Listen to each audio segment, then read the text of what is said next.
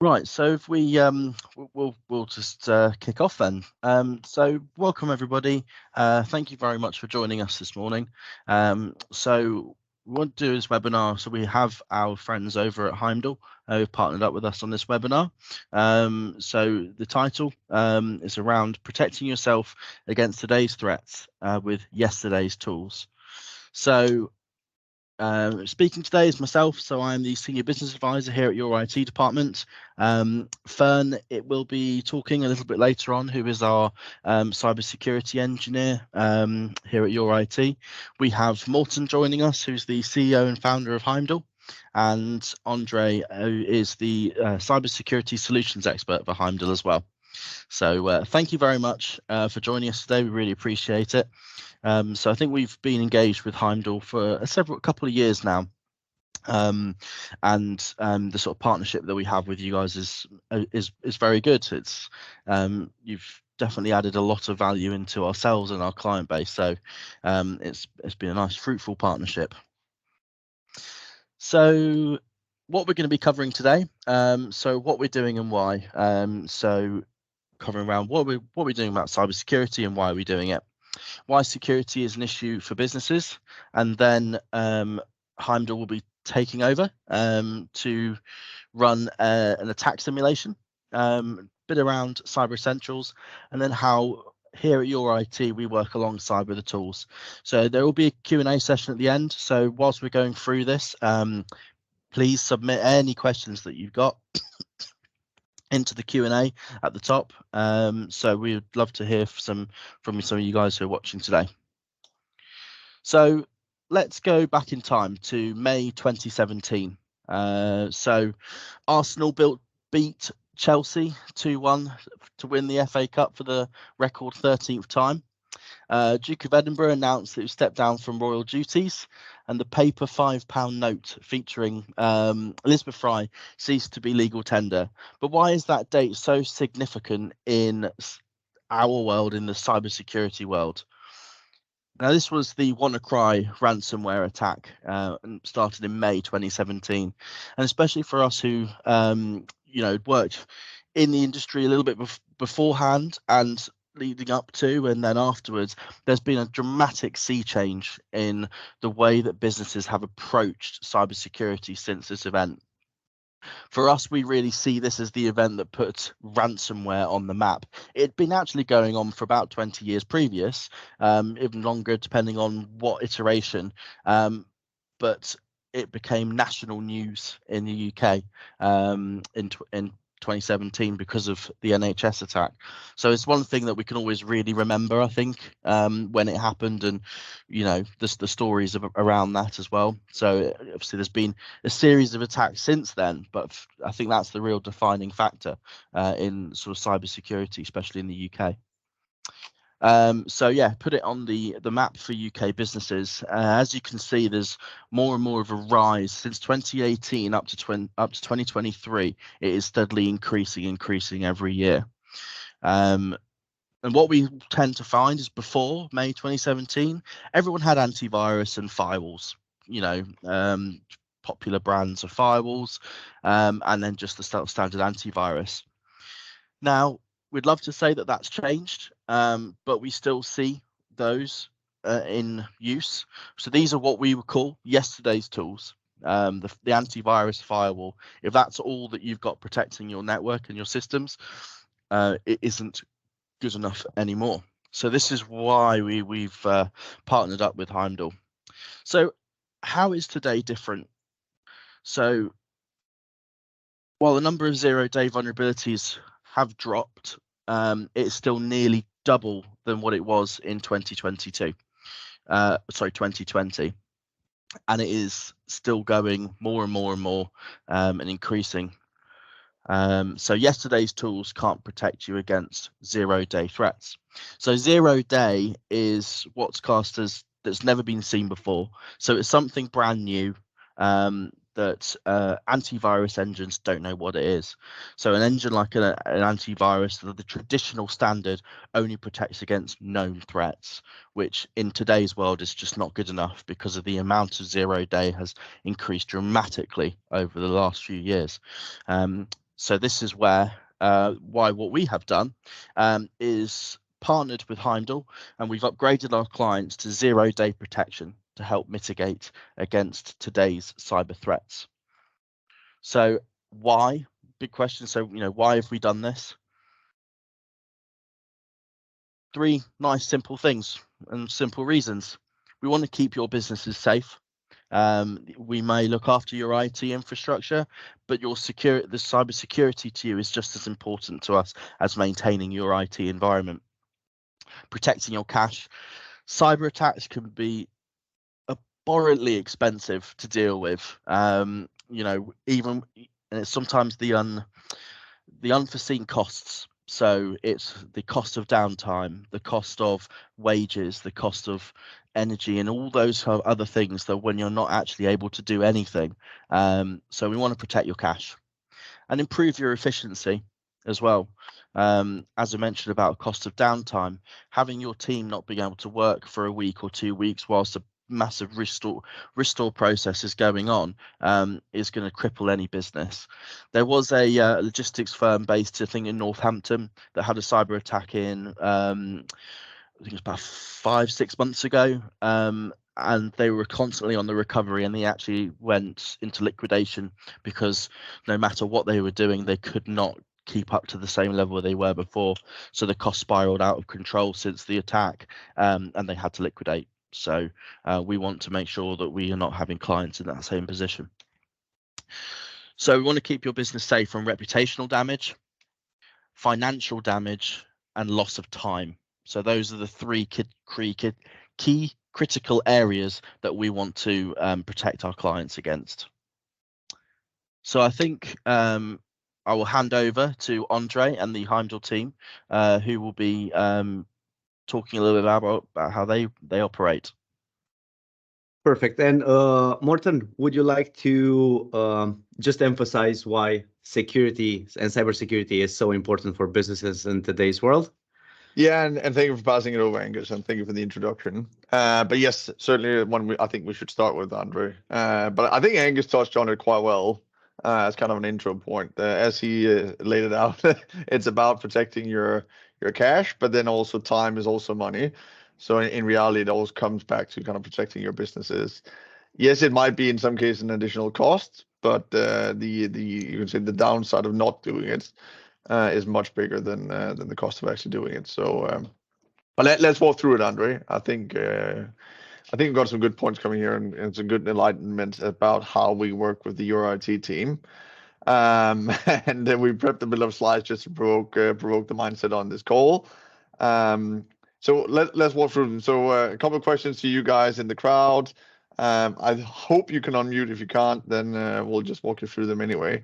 But kind of we'll be talking into why will you be leveraging cybersecurity products across your business, and clearly one core objective as a whole. If anybody wants to pitch in, feel free.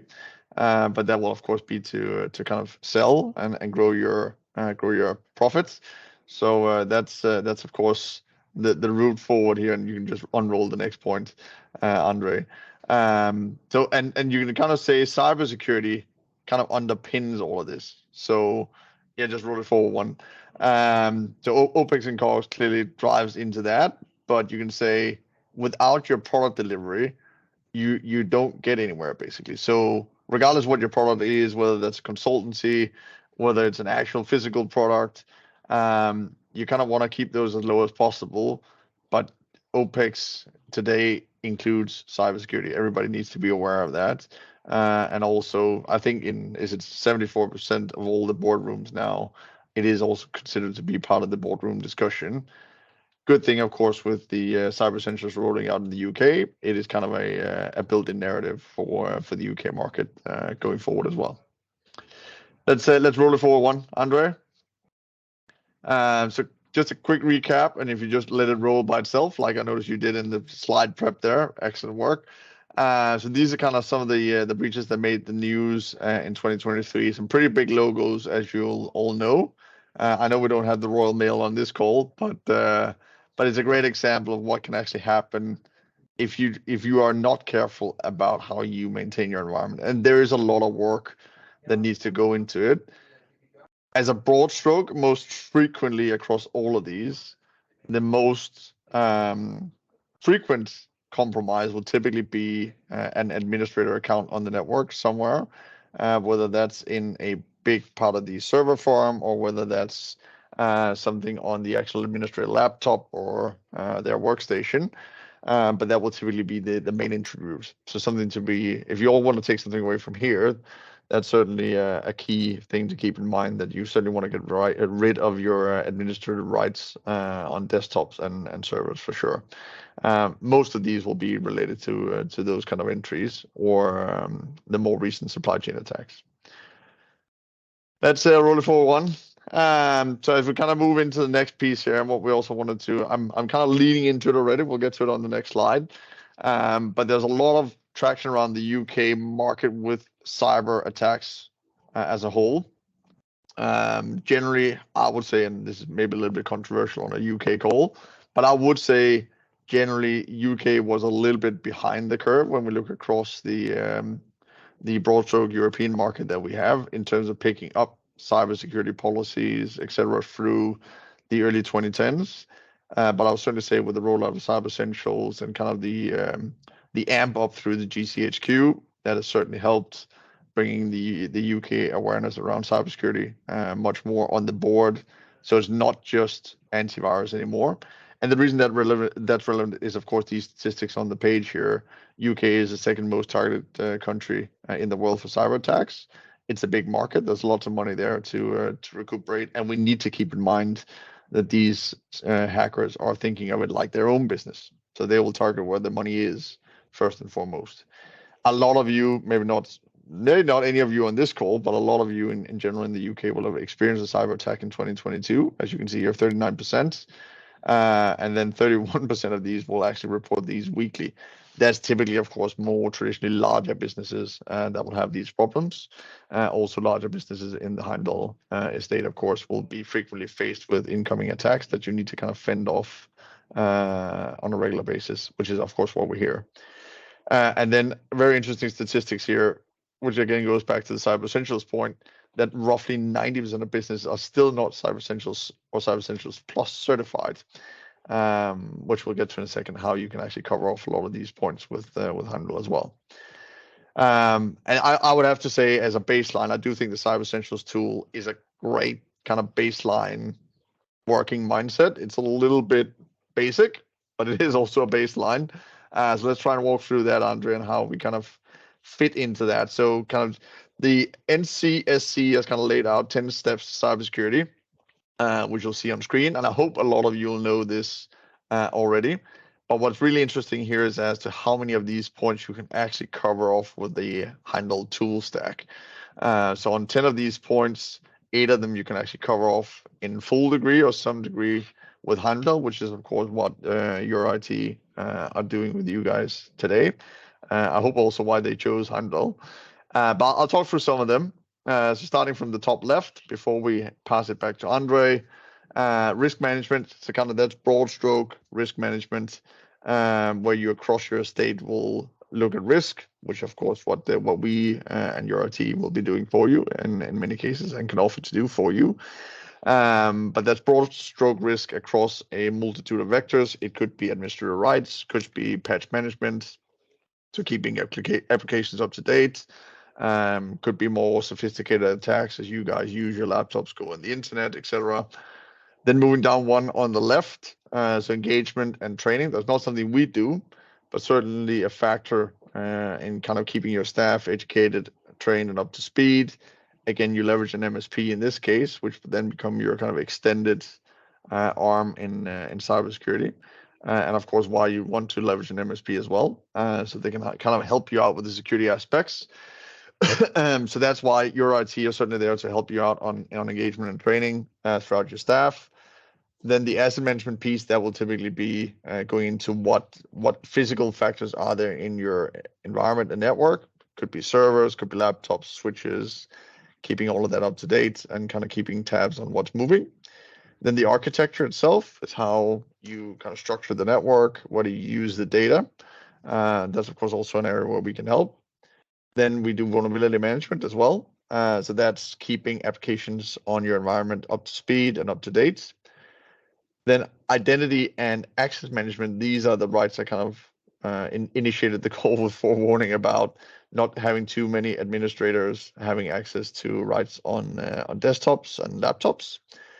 Data security is more broad stroke, the traditional antivirus, firewall management, things like that. But it's in this example, it's more basic. But on the Cyber Essentials Plus, it becomes a little bit more complex. But certainly an area you need to keep in mind, and which we also help with through your IT. Then logging and monitoring is where you can you pull all the data out when you need it? Can you do compliance reporting, etc.? Incident management is, of course, when something actually happens. Do you have anybody that can provide overlay, provide actioning for you, or you can fall back to for questioning?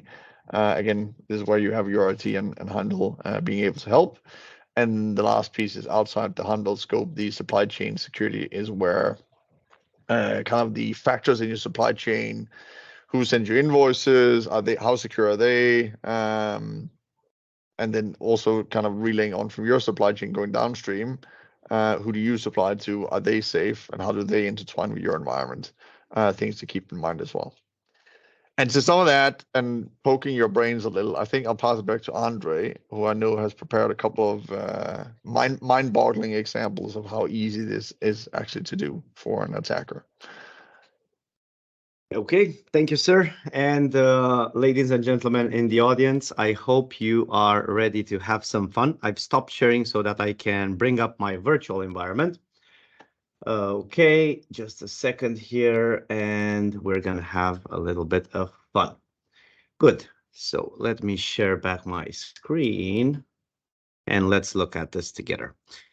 Quick question for the audience. Have you guys ever seen or ever wondered how a ransomware attack looks after this took place on your computer? And let me know from the audience with a yes or a no, anything like that. Let's see, do we have anybody active in the audience that wants to chat with us? And we have a hand raised by Info. Let's see, can you type in the Q&A box and let us know if you had an experience and how was that? Or I don't know if we could open the mic so that we can get this this opinion. Okay, let's see. Can we open the mic? Yeah, I can allow mics on them. So I'm not going to unmute anybody, but I can certainly see there's an allow mic button.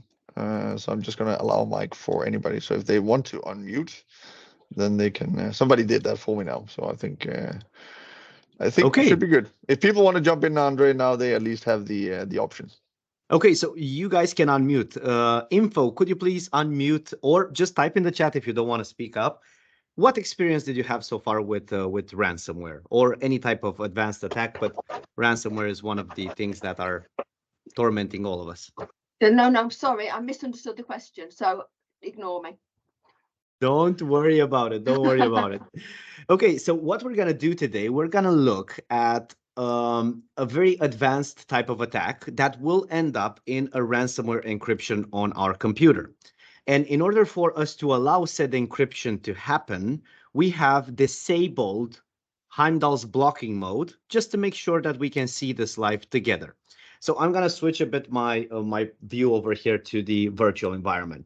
So over here in the virtual environment, I have a folder and I have a testing folder. Let's consider this as being our network right now, right? These are all the applications, documents, and everything that we use in our network, right?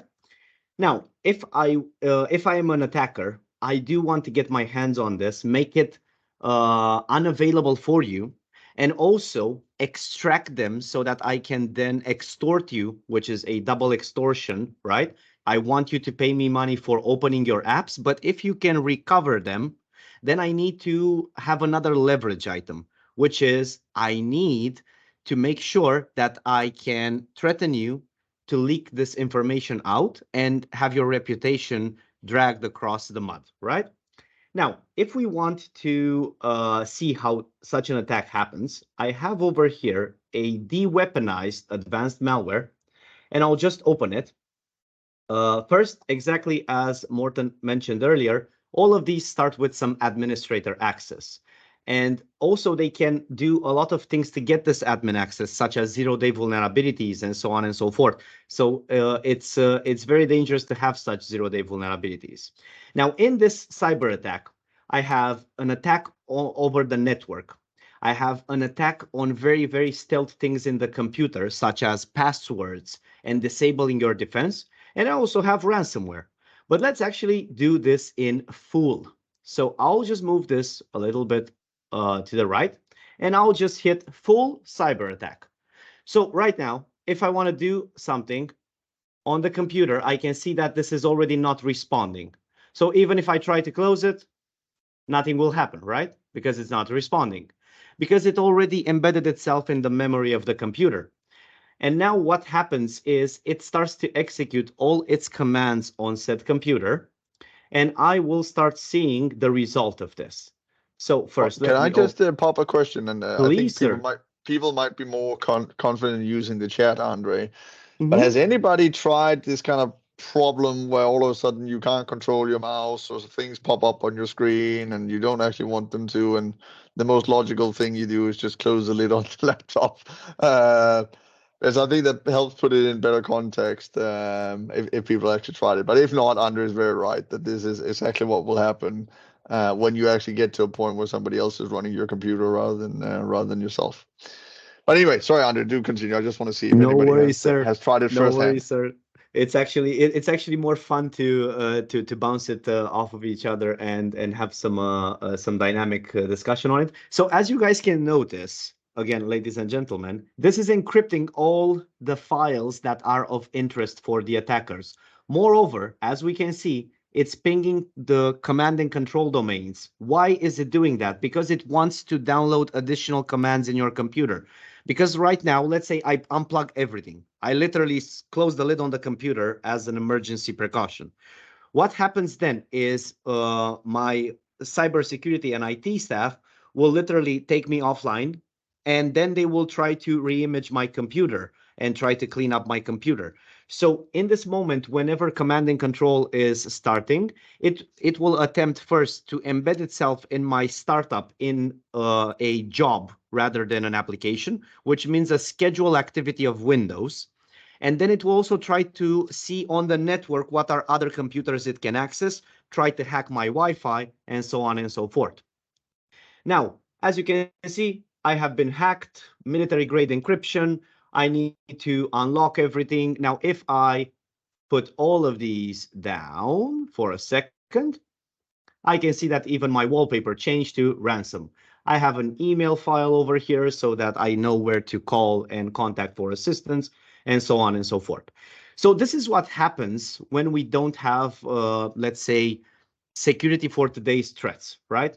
I can just open this and I will clean up all of this, and we will do the same thing, but the only difference is we will be using proper security to stop encryption. We will be using proper security to notice any type of advanced tactics, like anything that is specified in the MITRE attack framework. Okay, so let me also change this. Background is not that important. Now, what I'm doing is I'm connecting to the Heimdall platform, and I'll just share this as well with everyone so that we can see.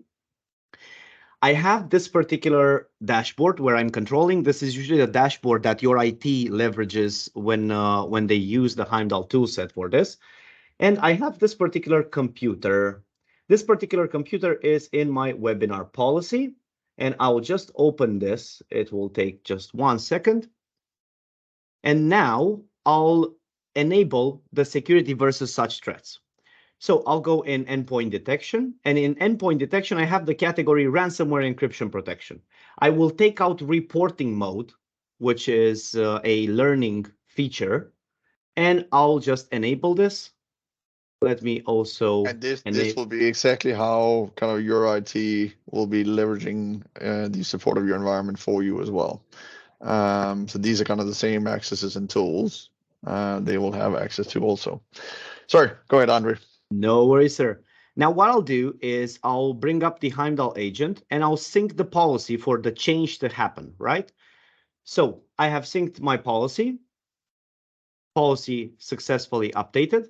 And now let's try again the attack and let's see if the ransomware can actually do its job if we try to stop it. Let's go in the testing folder. Let's remove all the encrypted files, .ransom. Okay, let's just do a select all. Let's delete them. Okay, perfect. I've deleted the the encrypted testing files. Let me make this again visible for everyone so that we can look at it together. Okay, I don't want any search. Just open the testing files. Okay, this is the perfect view. Now, I'm opening again the malware. And this is basically a mimic malware from what's in today's market right now. We took some of the most dangerous that we can find, and we made it in a safe environment so that you cannot have your entire computer encrypted. So now we have the Heimdall tool stack protecting us. We also have the ransomware encryption protection turned again to blocking, which is me taking off that, and I'll show you reporting mode. So now it's in full blocking. Let's see the difference with this one. So I'll initialize again a full cyber attack. This will try again to perform its job. And at the point, now you can see a difference happening. The malware has been disabled. It's no longer on my screen, and I have a message that ransomware encryption protection found an encryption and it blocked it, right? So imagine this. Instead of this encrypting my entire computer and also moving across to the network on other computers, my server, my data, everything, it just had the opportunity to encrypt. And let's look at it. Just 3 files instead of my entire computer.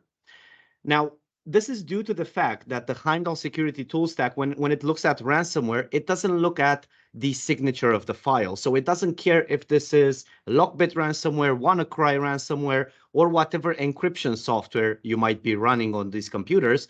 It just looks at the core behavior of such malware. And now let me take a step back and let's see exactly what do we have in the Heimdall portal and what information your IT has to actually start investigating this when it comes to any such advanced attack. So I'll just go in endpoint detection in extended threat protection. So what do we see over here? Let me go in raw format, and I see over here this particular virtual environment that I'm using, and this is particularly the time exactly like the machine has it right now. As you can see, this is the time over here, but my machine is 1 hour later than this. So let me go back to the browser. We can see that Windows Defender was disabled, right? This is the first thing advanced malware does. It tries to disable your security system. Then we see that this particular ransomware, this particular advanced malware, because ransomware is just the final stage of such an attack. This is actually a part of a more complex attack, which I personally, to make it easier, call advanced malware. It tried to capture Wi-Fi passwords so that it tries to go on this particular network and try to infect all the other computers that are connected to such the said network, right? And this is just what we can see over here. Let me go on this particular machine and let's dig deeper into this. So we also have the ransomware encryption protection. And this is the attempt we allowed to pass because we kept the product in reporting mode for the demonstration purpose. And this is the attempt that has been blocked. Let's see, what does your IT team get when something like this happens? So first of all, they get to see how did this particular malware started on your computer, right? We had somebody accessing it from a file, which is the cone host. Then this has opened all of these other areas. So now they know exactly that if they want to clean up what this did, they need to go over here, they need to go over here and see exactly what changes were made. Then you have a bunch of useful information over here, including going online and leveraging the entire Google database of malware to see exactly what other vendors, other security intelligence companies know about this. And I can also see the network activity. So in this moment, to properly secure, your IT department will just create a small rule, block IP, and block it across all your endpoints in the firewall. And this is as easy as that. Boom. And in this moment, and of course this looks mega geeky for everybody. So I'm not sure how technical the people on the call are. And of course it is reasonably technical, but in cybersecurity world it's reasonably standard at least. So we hope we're not blowing everybody off their chairs with it being too technical. and by the way, guys, do share your feedback in the Q&A box. Let us know exactly, or unmute and let us know if we're going too technical over here. But I'm just trying to look at what's the functionality and why is it important? Because if we have such an event and we know it will connect on the internet to this, if we can block this immediately, we remove and we mitigate the risk. Now, I know that also patching is important also when it comes to cybersecurity, Cyber Essentials and Cyber Essentials Plus. Let's look at patching for a second. So I'll just open the patching angle, and I want to look at this particular machine. And let me check webinar, and let me look at this webinar machine. Just a second, please. Active clients. Let me take this webinar VM and let's look at patching and let's see how patching is done when it comes to Cyber Essentials.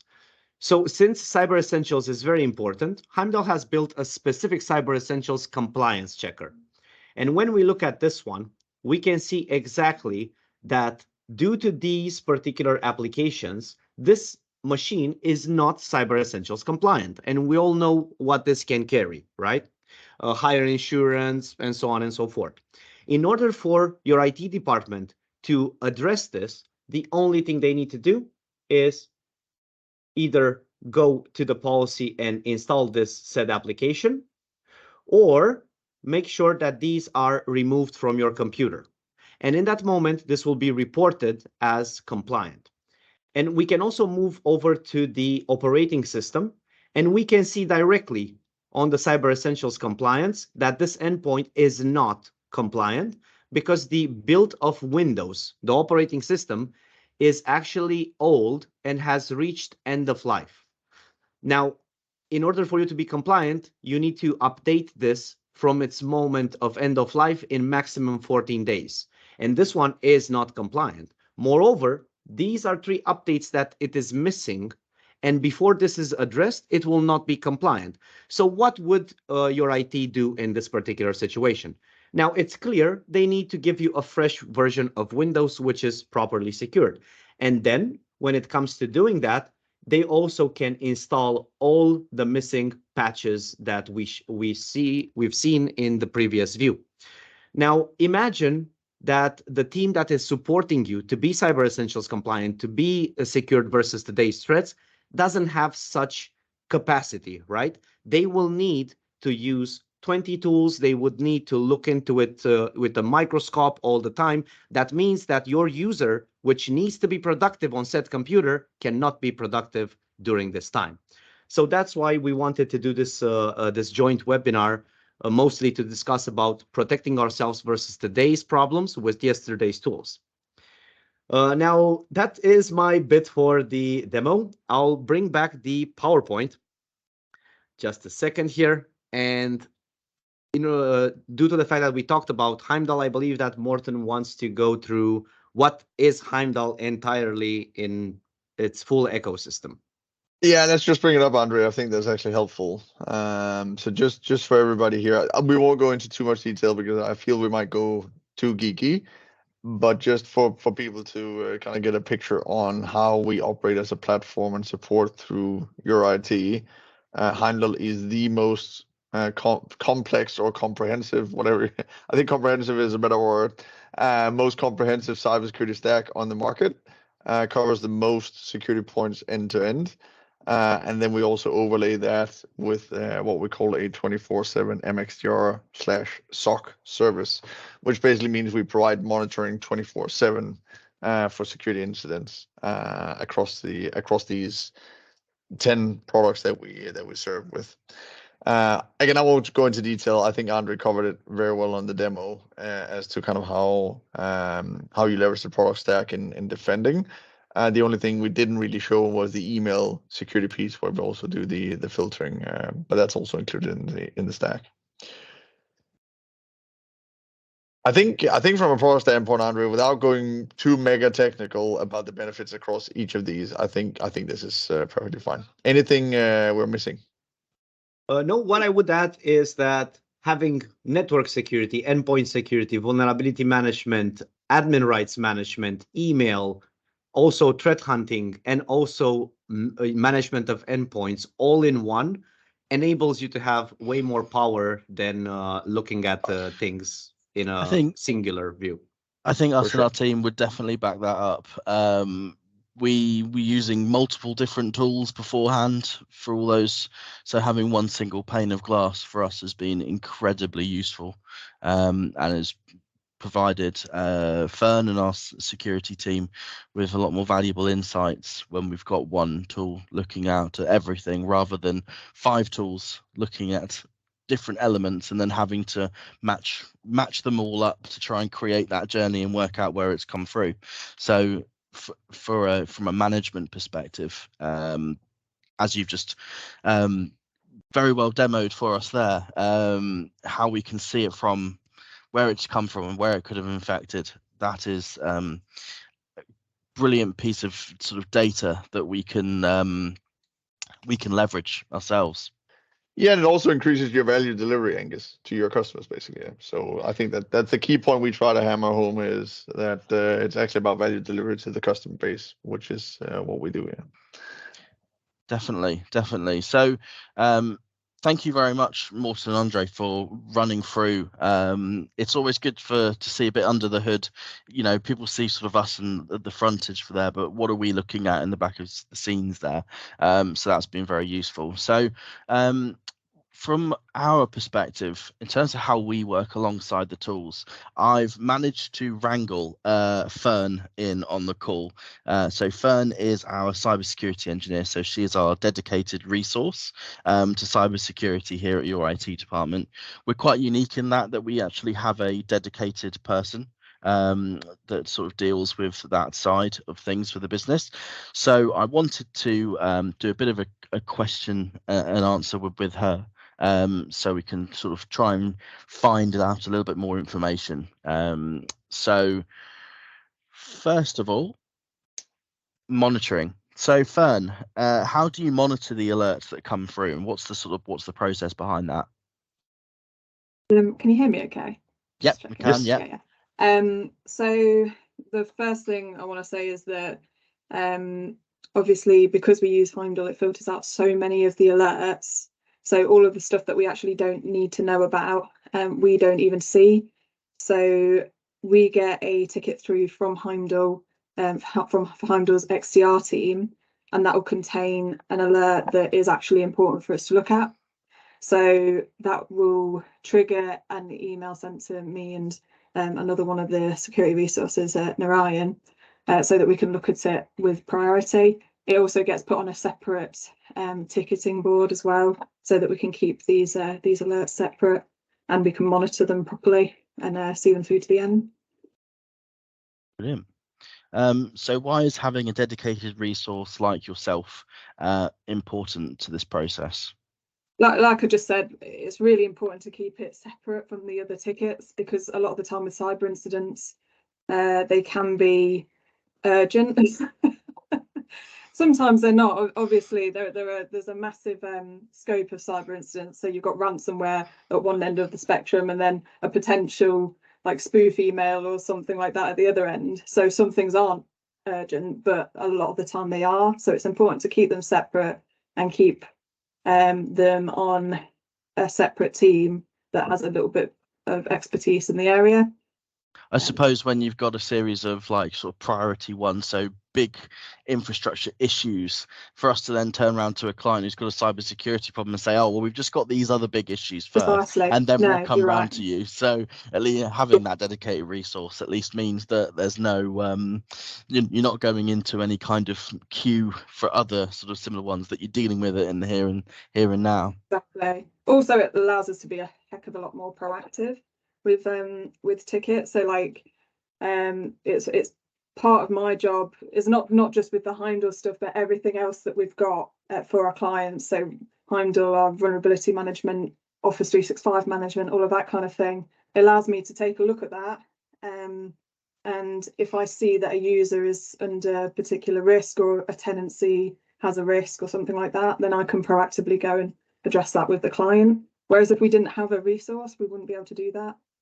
So rather than being a firefighter, you can be a little bit more forward thinking when it comes to these kind of things. And again, I'd like to say that the fact that we've got the XDR team with Heimdall allows me to do that, because otherwise I'd essentially just be like looking at alerts. Like I suppose it helps you filter out the noise. It does, yeah. Brilliant. So what work do you do to educate our internal staff here and our clients? I think we start off with the staff. So how do you educate us at your IT? So we use the basic tools that most people would use, or that we push to the client. So like phishing simulations and security awareness training and things like that. But what we do separately as well is internal training sessions alongside this. So like the simulations will come as maybe a video or something like that for them to watch. But I know that people sometimes get the email with the video and might not watch it. So we provide the internal training as well. So that would be like tabletop exercises and just little group training sessions to make sure people know what's what. What is a tabletop exercise for those that don't know? It is where you get a pretend incident. So let's say that it was a ransomware attack on, right, so what we would do, I'm not saying that this will happen, but we would pretend there was a ransomware attack on Heimdall, which is one of our big third-party suppliers. What would we do in that incident? And we would sit around a table with all of the people that needs to be involved and run through our incident response plan, and just make sure that we've got all the processes in place. Like I say, that's not happened. It's just an example because we work really closely with Heimdall. No, I think so. You know, from a staff side, so just to sort of expand a little bit on that in terms of what I do with our clients. So I help and run security awareness training for our clients' end users. So we can talk to the main contacts that we call them. So business owners, directors, and things like that, till the cows come home. But you're only as strong as your weakest link. So if we can get out there and train their staff, and some simple sessions around phishing, around not to click links and keep them, and passwords and things like that.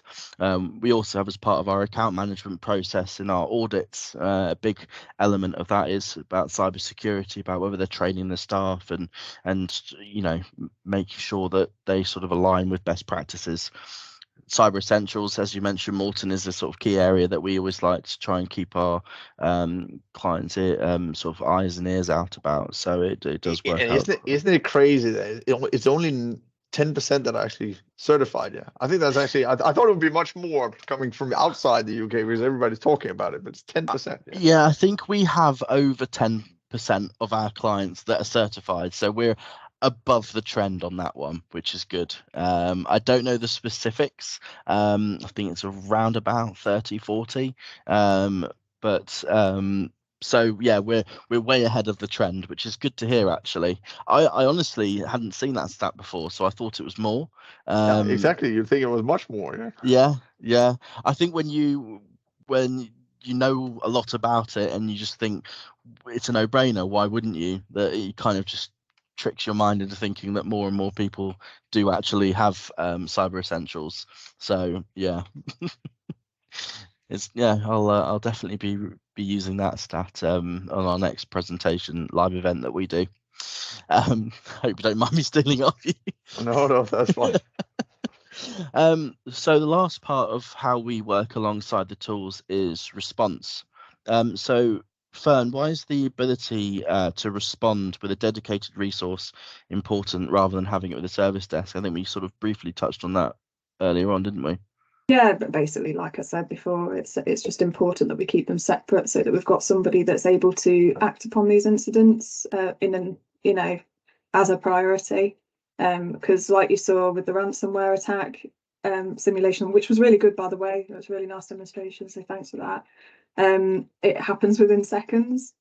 And it's not just ransomware that happens so quickly. There's lots of things that happen quickly, like even phishing and things like that. If somebody gets into somebody's mailbox, that all happens quickly. The data exfiltration will happen quickly, so we need to respond as soon as we can.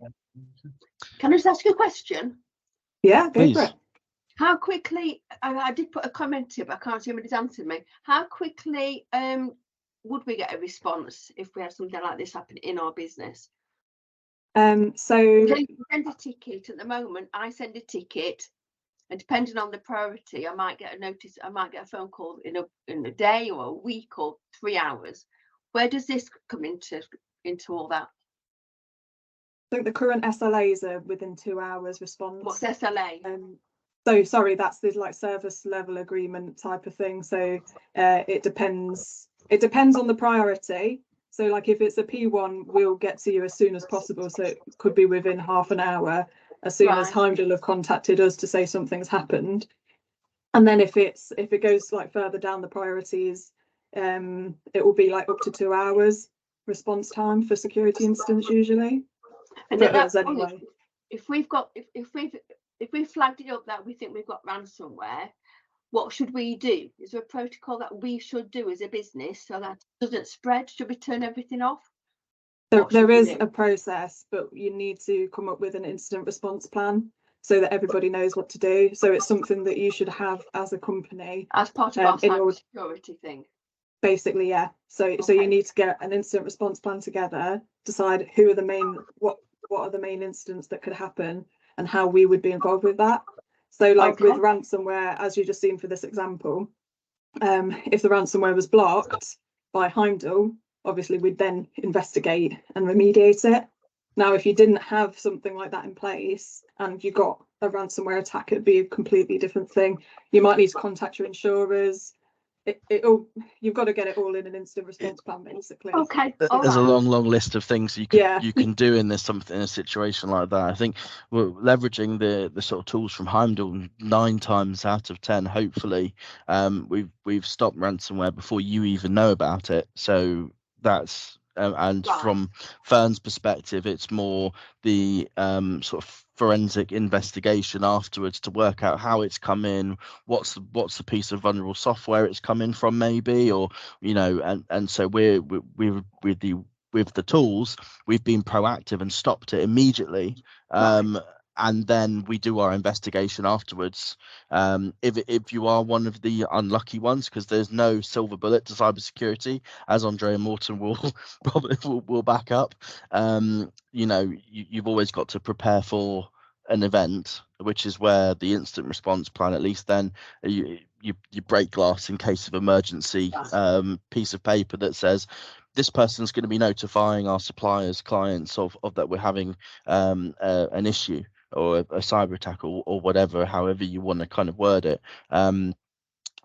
Your IT will be dealing with these parts. We will be notifying our staff on what's going on. There will be updates on this. So it's that methodical plan that at least you've got templated. It doesn't have to be 100%.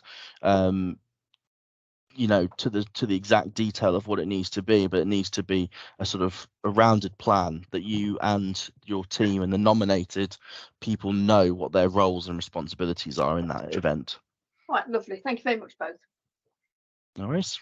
I have a small one to add over here. If it happens and you don't have already deployed such security, first thing, unplug the computer, like disconnect it network wise, make sure Wi-Fi is off, don't let it spread. That's Right. like the first emergency response. Not to But turn it off though, right?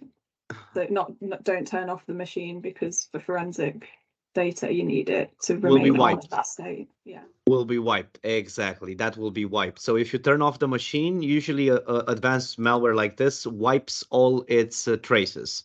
So in that moment, forensic information on how you got infected in the first place will be also wiped in the process. But disconnecting it from other computers on the network is a fast response, which with this example, when we use this, you also have a connector to the firewall, which says isolate computer in case something like this happens. Okay, Mm-hmm. that makes sense. Yeah, lovely. Thank you very much. My pleasure. So I think that kind of comes on to probably quite a good question that I've got for you, Fern, is do you enforce or follow any security standards or frameworks for our clients or ourselves? Yes. So we do. Yeah, we do CIS controls, which it kind of incorporates elements of NIST frameworks and ISO frameworks and all that kind of stuff. Like these are all like standards, so like cybersecurity standard bodies. So we follow basically what they say. Also, we're personally, as a company, Cyber Essentials Plus certified. We haven't done ISO 27001 yet, which is the data one. It's a lot more vigorous. But as Morten said before, Cyber Essentials is your basic, and Cyber Essentials Plus it is not too far away from that one as well. So that's the ones that we're certified in, but we follow the SIS controls. So how do you work alongside insurance providers and third parties in terms of the response? Well, like I was just saying before, in the case of an incident, we'd work with the insurance providers as part of the incident response plan. So again, it completely depends on the client that we're working with. Like if we've partnered with that client in their cybersecurity, then we'd work with them to determine what we would do in those instances. I think with insurance providers, especially ones with cyber liability insurance, they have a sort of out of the box instant response plan that they want you to follow. So in terms of as I mentioned about having to create an instant response plan, your cyber liability insurance provider should be able to provide one for you, because I think when we did a bit of looking into some policies about a month or so ago, didn't we, Fern? I think one of them was like, if you deviate from their policy, their processes, then it can make your cyber insurance null and void. So you've got to be very careful with how that aligns with, and I suppose with any new clients that we bring on board, Fern, you do sort of look through those policies and procedures for those that have cyber liability insurance, just to make sure that we match up with that. Yeah, that's absolutely right, and it's a massive part of it. So like, it's cybersecurity always seems to be a lot about this has happened, this technical thing has happened, we need to solve these alerts, we need to patch these machines and things like that, which is a massive part of it. But a massive other part of it is the processes that you've got to follow, and these working with insurance providers and having that instant response plan. But again, I'm saying all of these words. If I was talking to a client about it, we'd explain it a lot better to try it, because I realise that I'm saying lots of things that people probably don't. You just can't help it, Fern, can you? I've just realised this second, so sorry about that. Do we have any questions from the Q&A at all? I don't know if there have any been sort of mediated, or does anybody have any sort of further questions? I think there was one in there. I think there was a question that was asked about how many people you're to be able to work on such a situation. I think we covered that one off in terms of the process around how that's handled. Anybody else have any sort of further questions? We've kind of forgotten about the next slide there, which is the Q&A, which we've kind of been in for about sort of 10 minutes or so. So I have one more question for you, Fern. And Andre and Morten as well. So open this up to everyone. How has the use of AI helped with cybersecurity and response? I think with Heimdall, they use AI to filter lots of noise out, essentially. don't you guys? Yeah, we do for sure. I mean, the cool thing is we already use multiple layers of AI, but then we have this genius wizard which Andre is sitting a lot closer to than I am physically, based out of Romania, which runs a team only doing AI. So these guys are literally mathematical geniuses coming up with all kinds of algorithms and formulas of how to convert pictures into a way for scanning for AI and detecting it in advance when you see certain numbers and codes and languages. And most recently, that has transformed into us launching our updated email fraud product, which solely uses AI. So that's actually a per company AI now, which will per company do kind of language processing. So how does your IT internally communicate normally? And then what are the outliers in those? So if Angus all of a sudden writes to Fern, piss off in an email, that might be quite common language. But No, then that's all of a only sudden, over Teams. yeah, but then it could be when he writes the dear me, that would be uncommon and it would flag it as an outlier. So it's quite clever stuff that we're launching at the moment, where this is kind of the new jazz coming to the market, where we do this outlier technology. And it's just one of many, to Fern's point, of what we're using and coming out with. I suppose AI is a very big buzzword at the minute, so it's nice to know that we've got that AI is being used for good, not the old classic Terminator films and all that, thinking it's but I think take over the world.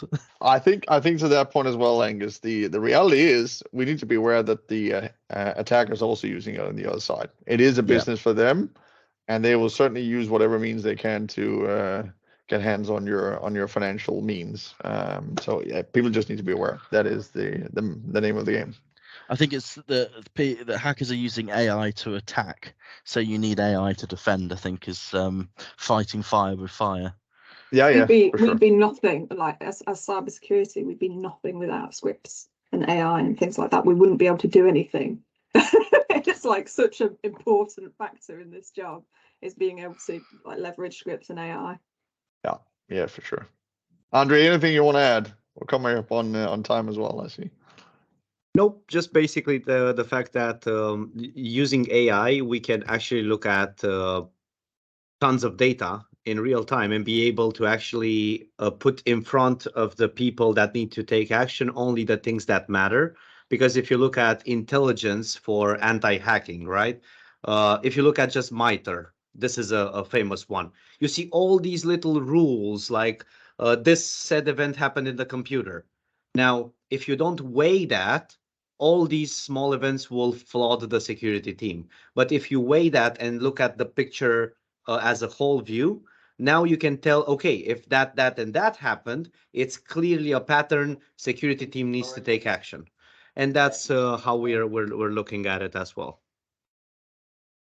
Brilliant. No, well, Morten, Andre, thank you very much for joining us this morning. Fern, thank you very much for letting me interview you. And thank you very much to everyone who attended. We will be getting the recording of this and sending it out for any of those